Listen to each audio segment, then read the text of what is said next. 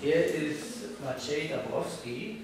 He comes from Poland. He was born in Białystok, studied their physics already on the field of magnetism of metallic films, and he continued his work since 2009 in the Max Planck Institute for Microstructure Physics under the guidance of Professor Kircher.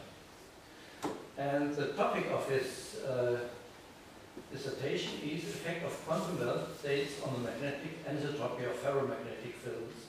And he has 30 minutes time to show us his results. So now we can start, I think.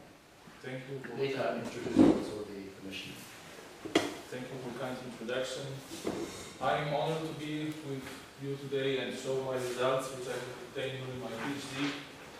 As you see, there are two main terms in the title, quantum states and magnetic anisotropy.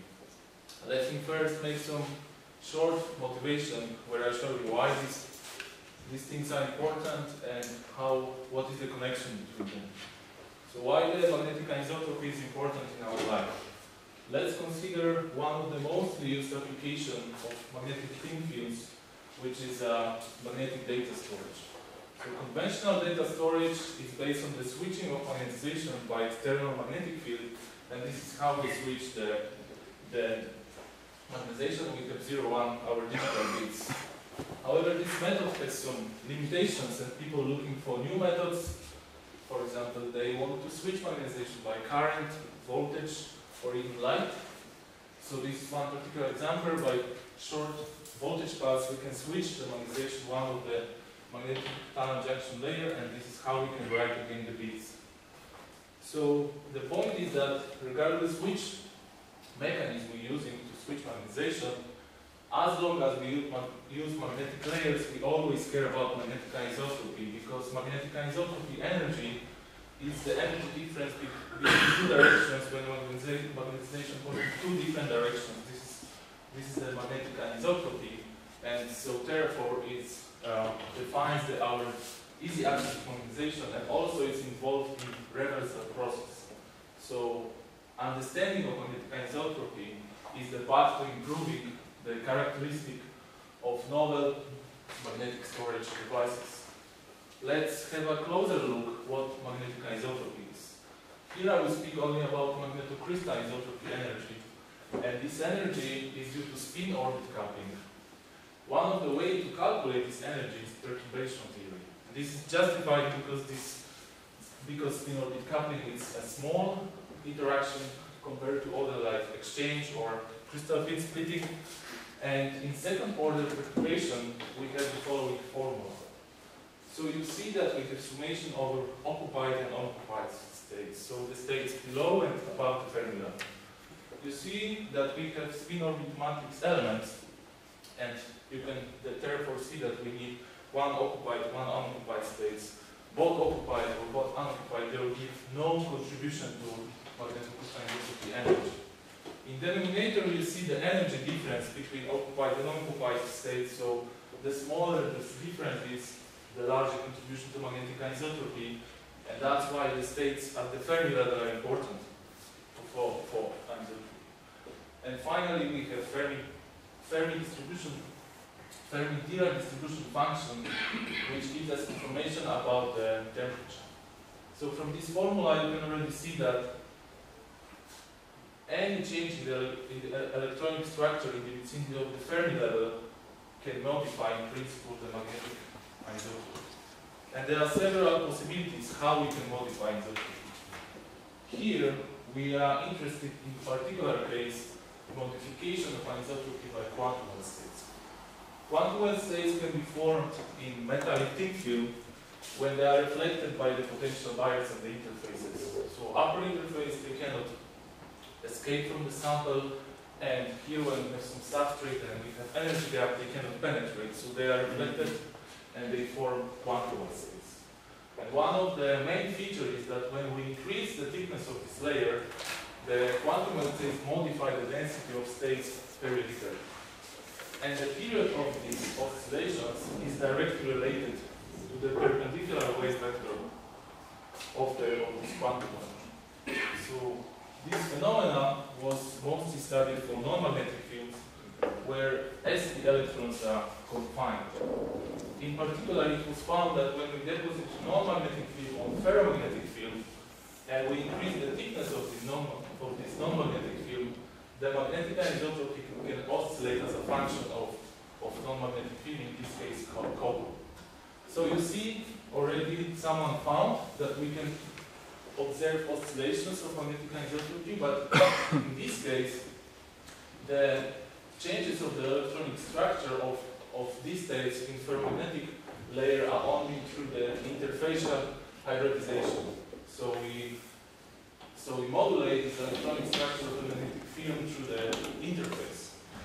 What we want to do here, and what is the main topic of my thesis, we want to confine the d electrons in ferromagnetic layer.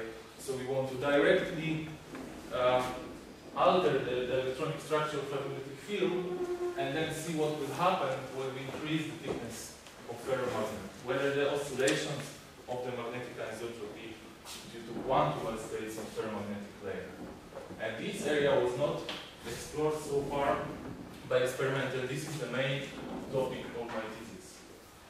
Fortunately, there are theoretical predictions for this phenomena, and essentially there are two works by independent groups on the same system, cobalt and copper. The only difference is that they use different methods, ab initio and tight binding model, and their main result is that when we increase the thickness of the cobalt field, the magnetocrystalline isotropy energy oscillates with a clear period of about 2 monolayers. And in this work, in particular, it was explicitly pointed out that these oscillations are probably due to quantum states in the minority spin band with delta 5 symmetry. And these two works, it was motivation for us to try to confirm it experimentally and also verify it if it's present in other ferromagnetic systems. So let me outline my thesis. So the main topic of my thesis was the oscillatory magnetic anisotropy due to quantum states in ferromagnet. I have studied different systems, what I mentioned in cobalt and copper, to see if this theory is approachable by experiment.